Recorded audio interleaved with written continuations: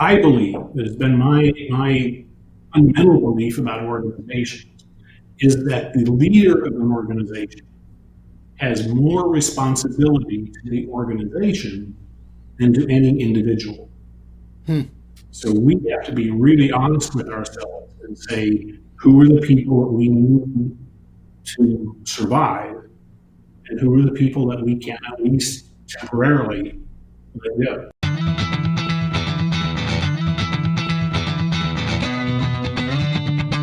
And now, it's time once again for the show that gives glorious voice to 25 million business owners across the fruited plain. Radio Free Enterprise with Frank Felker.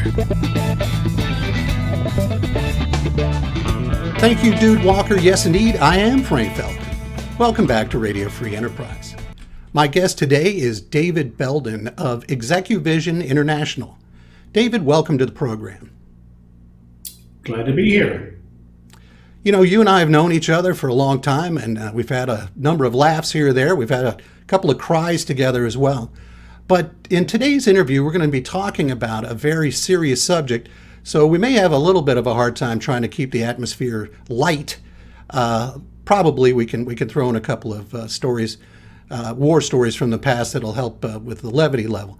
But the reason I've asked you to come here today is because I think you're the perfect person to speak to how businesses can get through the crisis we're in the midst of right now, the pandemic, the resulting economic dislocation and depression, or who knows exactly what's coming, because of all the experience that you've had working with businesses over the years.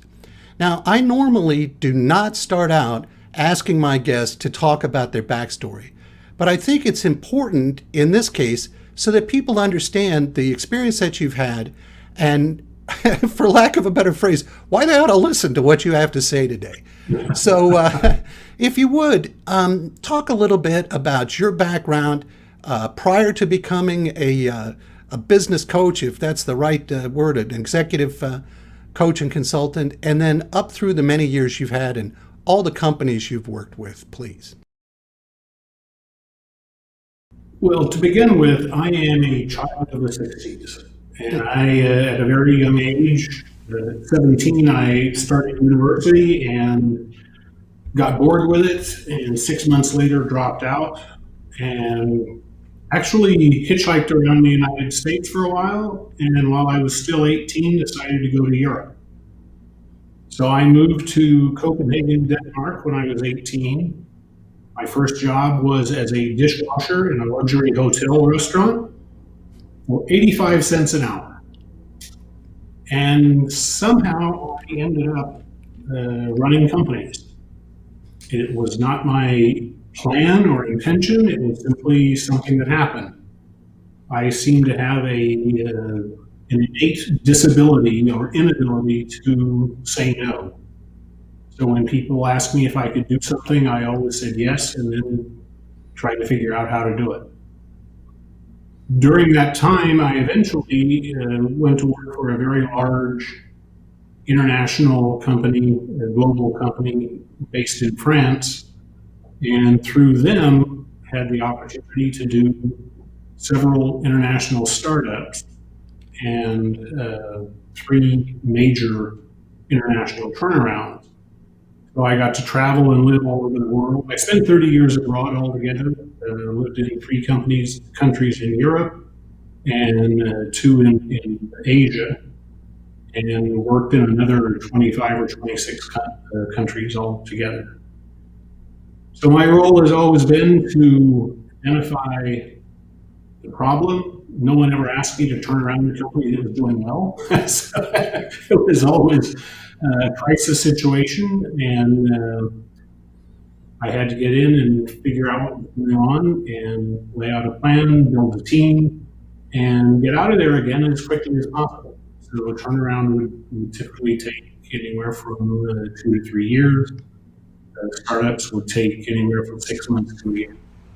And it was just an amazing opportunity and challenge and lots of fun along the way, learning different languages and different cultures, and identifying some of the commonalities that are universally true in any organization. And once I had identified some of those, then I was able to use that same model to help other companies develop and restructure. I came back to the States after 30 years abroad and became a Vistage chair. And from there, I got to work individually with a lot of companies. I've worked with about 400 companies over the last 22 years. And that's where you and I first met when you were a Vistage chair, and I was one of your CEOs in the group, peer group, and also the direct counseling and consulting that you did to me as I was trying to get a startup off the ground right around the year 2000 during the dot-com era. Now, that was the next step I wanted to move to, which is you and I happened to be having breakfast together on the morning of 9/11, and prior to me having a meeting with the venture capitalist who had put a couple of $1 million into the dot-com that I was CEO of. And, we had our breakfast, and I was crying in my cereal over all the troubles I was having. And then you and I stood up and we went to pay for our breakfast. And as I recall, we walked up to the cashier, and they had television monitors on the wall above the cash register. And my recollection is I looked up and saw the first tower smoking and on fire. And just as we walked up, the second plane hit the second tower. And from that moment forward, everyone remembers where they were at that time. Everyone's life was changed, and certainly it had a dramatically negative impact on business. What you and I have talked about is trying to take lessons from the experience of 9/11. And you told me in a pre-interview meeting that you believe a more apt analogy is the financial crisis of 2008. Can you tell us about, as you said, you've worked with over 400 companies. What exactly were you up to at that time? Let's say 9/11. How many companies were you working with? What types of companies and that type of thing? Right. So I had two Vistage groups, peer groups for CEOs, and altogether had 32 members, so two groups of 16. And they were very, very diverse groups, very diverse companies, both in terms of age of the CEO, types of business, gender diversity, ethnic diversity. All of my groups were always just a composite of the entire business community. So some of them were large corporations, some were small startups, just a wide range representing everything in American business. Okay. And what would you say in general was the impact of 9/11 on these individual companies? The immediate impact was simply the shock and denial and the unbelievable effect that it had nationally, politically, socially. People were really confused and just no longer felt safe, no longer felt that there was the security that they had always come to expect. And that shock, that was one of the first times we really started talking about leadership and the role of leadership in any kind of crisis. And one of the first and major responsibilities of any leader in a time of crisis is to reduce anxiety. Even though we as leaders are feeling anxious, we cannot allow that anxiety to permeate the organization. So that's always a challenge for any leader in a crisis situation. What might you suggest to business leaders who are faced with this task of trying to reduce anxiety as far as any steps that they can take during this crisis? Well, the first thing is that we have to admit that we're in a crisis. The original meaning of the word crisis is turning point. So in any crisis, we have the choice of either attempting to return to what was or turning toward a new future. And people need to know that the leader has a plan. I'm not suggesting that we say that everything's okay, don't worry, just trust us. What I'm saying is that we acknowledge as leaders, yes, this is a very serious crisis, and we have a plan. We are working towards something new, and we need your help in figuring out exactly how we're going to do it. That's great. That's great advice, and something that I think, although difficult, can be done very quickly by a leader who chooses to do that, chooses to make that choice, if you will, of stepping up to the plate and providing some direction. Oftentimes, though, people decide they're not going to step up to the plate, and unfortunately, we've seen a number of examples of that recently. Now, you had said, I had really thought that we could have this great comparison and contrast between 9/11 and the current situation. But in our discussion, as I mentioned, you said that you think there's a more direct analogy between what's going on right now with the financial crisis of 2008.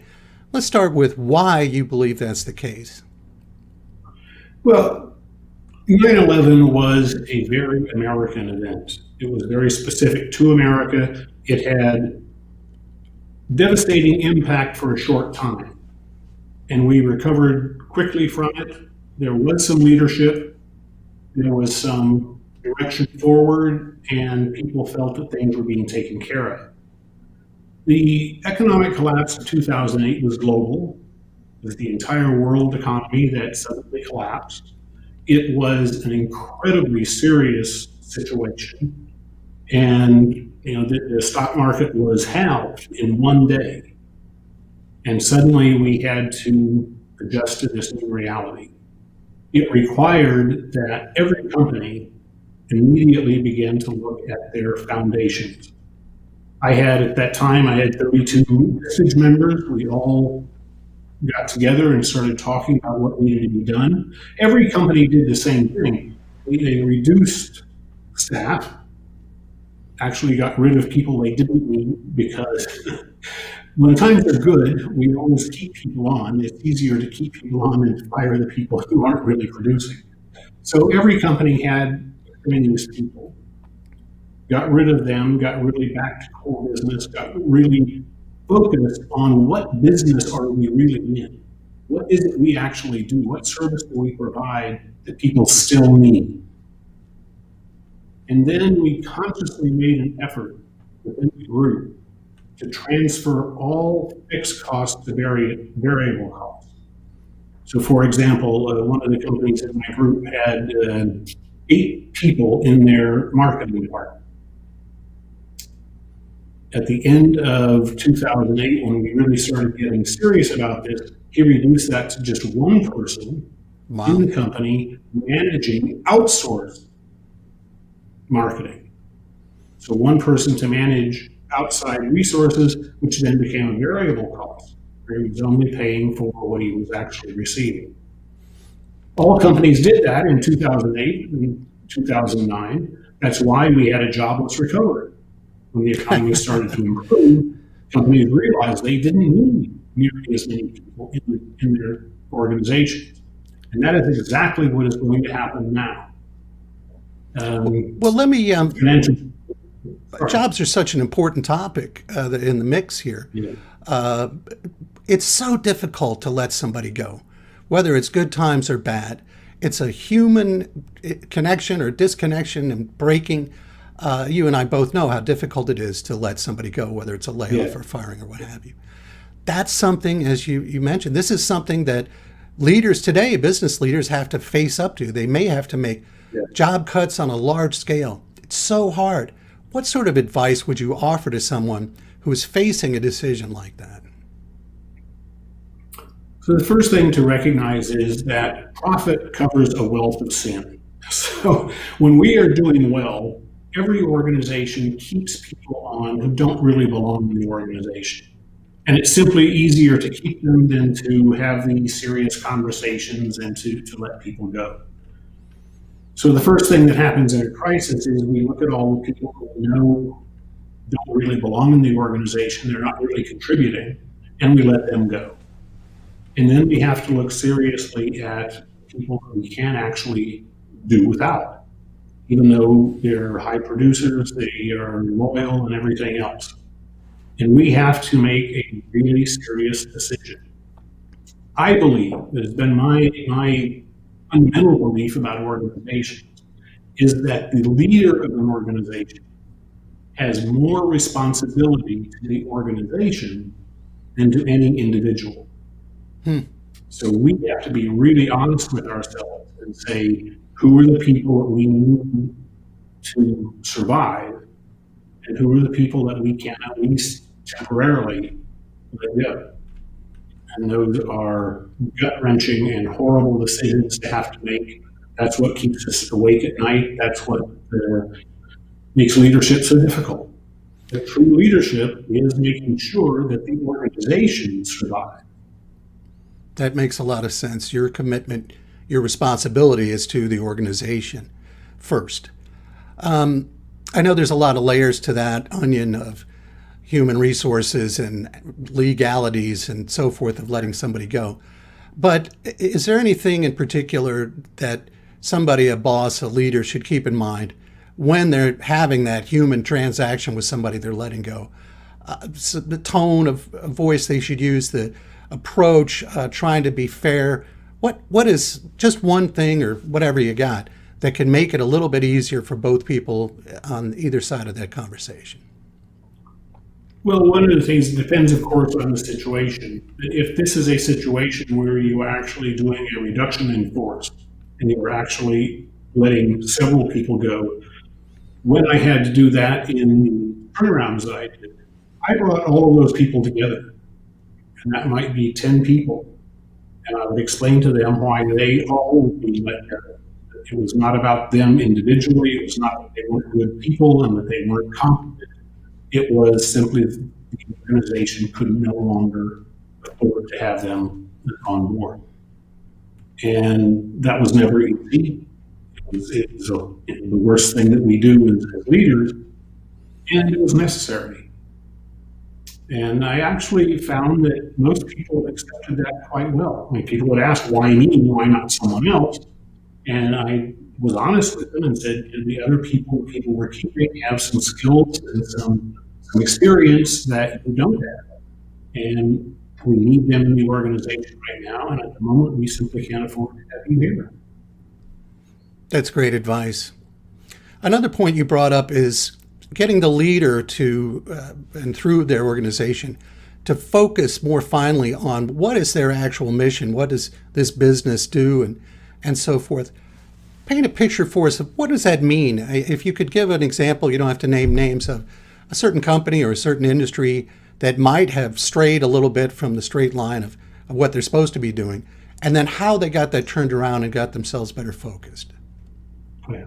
What happens typically in organizations, and a lot of the companies that I've worked with are founder-owned organizations or family businesses. And originally, people understood completely. The founders, the family understood why they were in the business they were in. And then over time, as the organization grows, we forget to tell people that. We forget why we're actually in business and what business we're actually in. So in a crisis situation, we have to go back and look at that. And we actually, in my Vistage groups, almost annually did a review, which is called, What Business Are We Really In? And then we had to talk about what are the value adds that we have in this company? What are the differentiators in this company that would inspire people to buy our product or service? And then trying to identify exactly how that becomes important in a time when people are saving money and no longer buying all kinds of frivolous things. Why would they still buy from us? And that's a really, really hard exercise to go through, because everyone sort of has a myth in the back of their mind about what the company is all about.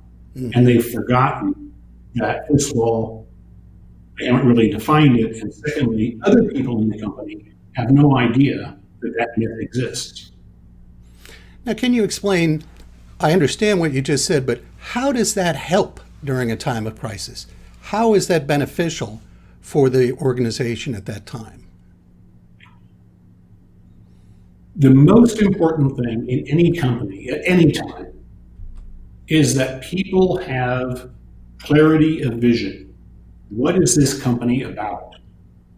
Why does this company even exist? And once I have clarity of vision, then I, as an individual, as a member of the organization, have to have role clarity, clarity of my own role.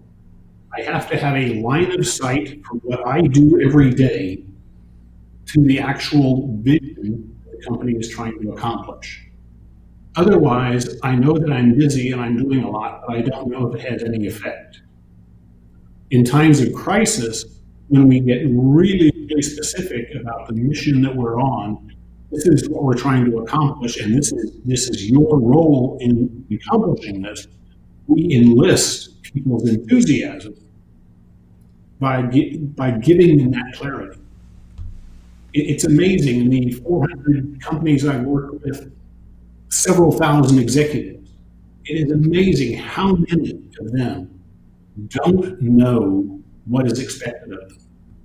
And that is the main complaint of most people in an organization.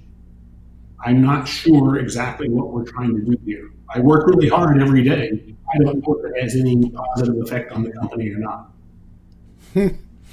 Especially in family-owned and family-founded business, I've seen that time and time again. I understand exactly what you mean.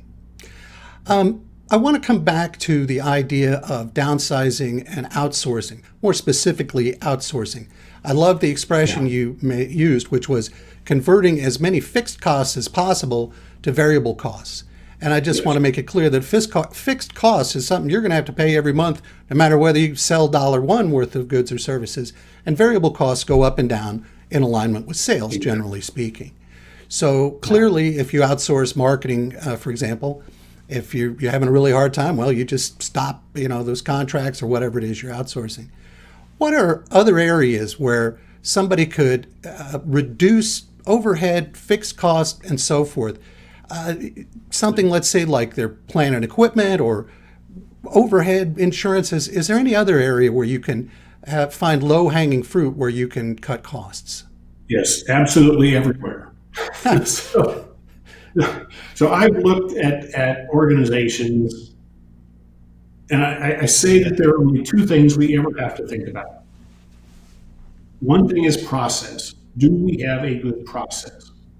Every company has a process, whether it's conscious or not. And every process will deliver exactly the results it was designed to deliver. So if we're not efficient, if we're not getting the results that we want, we have to look at process first.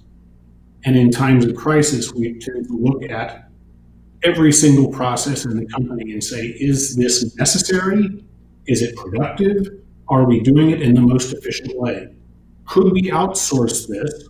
Could we have someone else do it?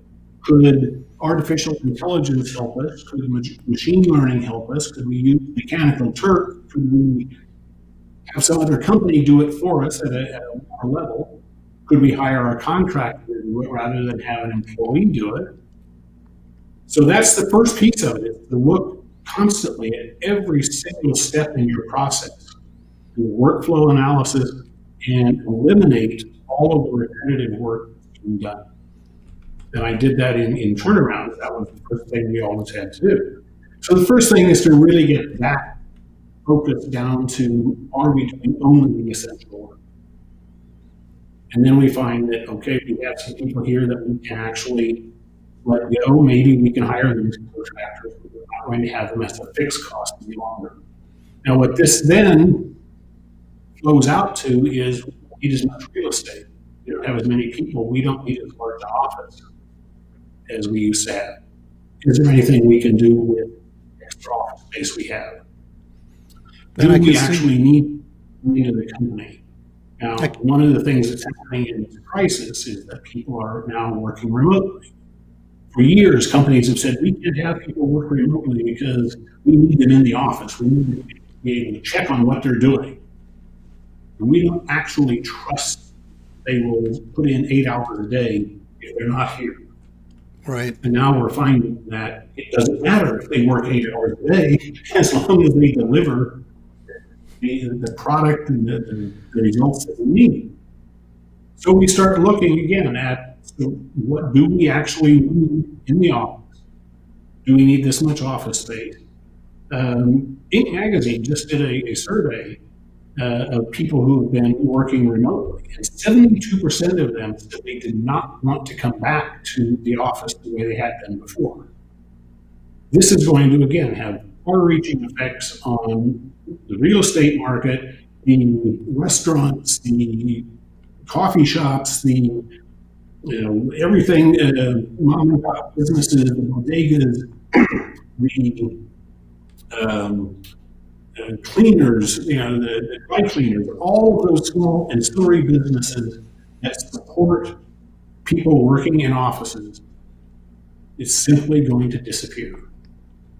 And this is going to have a very far-reaching, long-term effect on the entire economy. That's very painful to think about. Now, you were just... times, 40% of the jobs are not coming back. Right. 42% of the jobs that are lost at the moment are not going to be, just simply not going to exist. That's a big number. People are figuring out better ways of doing things. You, in terms of people working remotely and trusting whether or not they're getting any work done, I love the expression, don't confuse activity with production. Just because somebody's at the office and they're staring into their computer screen doesn't mean that they're doing anything productive. No. But you brought up the big word, the T word, trust, in a previous conversation we're having. And you told me about how important trust is in this period of time. Just rather than me trying to synopsize what you've said, why don't you say it? You can say it a lot better than me. A friend of mine, Dan Pink, has written some really wonderful books about leadership and organizational structure. Talks about the results-only work environment, where we no longer care where or when people do their job. We only care about the results that they produce. And his emphasis is that we have to be very, very careful to clearly explain the expectations we have. And once we have those expectations clear with the employee, this is what you need to deliver, this quality, this quantity at this time. Then we have to figure out, how do we measure that? If I give you a project that is going to take 6 months, I can't wait until month number 5 to find out that you're going to actually deliver it late. So I have to have, as a manager, I have to have some metric that I can see that you're actually hitting milestones on what. So very clear expectation, very clear measurement, so that I can tell remotely whether or not you are living up to the agreement that we made. If we don't have those things, then everyone is going to be anxious. And what it requires on my part is that once we've established those metrics and those expectations, that you will actually live up to it. I have to trust you to do that. And one of the major challenges, especially in founder-owned businesses, is learning to trust people, learning to delegate. Many of us who have our own businesses because we didn't trust people. We were very good at doing what we do, and if we want to keep doing that, we have a really hard time delegating. One of the reasons founder-owned businesses don't grow is we don't delegate. So this all ties into, we are now being forced, against our will, but we are being forced to have much more trust in individuals to get the work done in their own way, on their own time, without us looking over their shoulder. And we, as leaders, have to figure out a way to measure that. I used to actually ask people to tell me how they would like to be measured. Oh, I like Once that. we had discussed and the outcome they were to deliver, and I would ask them, how will I be comfortable? What things do you think I should be measuring with you so that I would be comfortable that you're actually making progress? That's great advice. I really like that. Now, you had told me about an organization called Trust Across America. Is Yes. this something that could be helpful to business leaders who are trying to find their way through this crisis? Yes, Trust Across America is focused on primarily on internal trust, not on when companies talk about trust, they often talk about, do our customers trust us? And that's more public relations and branding than actual trust. When I talk about trust and when Trust Across America focuses on trust, it's internal. Does the organization, the people in the organization, trust other people in the organization? And they have developed an excellent, very, very quick survey so that the entire company can take a survey and report back on their level of trust in the organization. And then we can take that real-time data and work with the executive team to say, okay, here are the results. It measures things like accountability and integrity, transparency, honesty. And you get some real-time data about the state of the company. And I will tell you, I've used it several times in several companies, and universally, the first thing that the CEO or the executive team will say is, that can't possibly be true. I say, well, here's the data. You can believe it or not. This is what people are saying at this moment in time. Interesting. So this idea of being able to take a snapshot of where you are right now in terms of trust is critically important. I think more important now than ever before because people are really worried. Yeah. Yeah, and it ties together with the leadership part. Each of the employees, everybody, whether they're a leader or a follower, what they do, we're all scared. We don't know what's going on with the virus. Yeah. We don't know what's coming economically. We don't know what's going to happen with our industry. I mean, there's just so many unknowns that bringing together leadership with trust, it's just, if nothing else, it's going to help people sleep better at night, which is bound to improve productivity. And yet, as you mentioned, trust is not something that comes naturally to most entrepreneurs. And leadership is something that very few of us are born with inherently, but virtually anyone can step into that role. And perhaps this level of crisis will be sufficient to motivate people to do that. Yes, and it requires a different type of leadership. I mean, if you are running a stable company in manufacturing, for example, and you have good process and you have standard operating procedures and you have a very good organizational structure where everybody knows their place, that works wonderfully in a stable environment. We are no longer in a stable environment. It's the equivalent to the military, where you have the regular army and then you have the Green Berets. The flag behind me is from my son with the Green Beret. The Green Berets go out and take on missions that everyone thinks are impossible because that's their job. They're always looking around the corner. They're always looking at what could happen. They're looking at doing scenario planning constantly to say, these are the contingencies we need to look at. And everything they do, these small teams of totally dedicated people, everything they do is based on absolute trust in everyone else on the team. That's a totally different type of organization than the standard organization where everything is command and control. Now, David, we're just about out of time. I think we could talk about this for a week probably, and I'm sure you would have enough information and wisdom to share with us to fill up that week. But with that in mind, if somebody wanted to learn more from you, about you, perhaps contact you to work with you and have you help them help their company, what's the best way for them to reach out? Well, they can contact me through my website. there's a contact section there. The website gives some ideas about the type of work we do, and I would be happy to talk with people.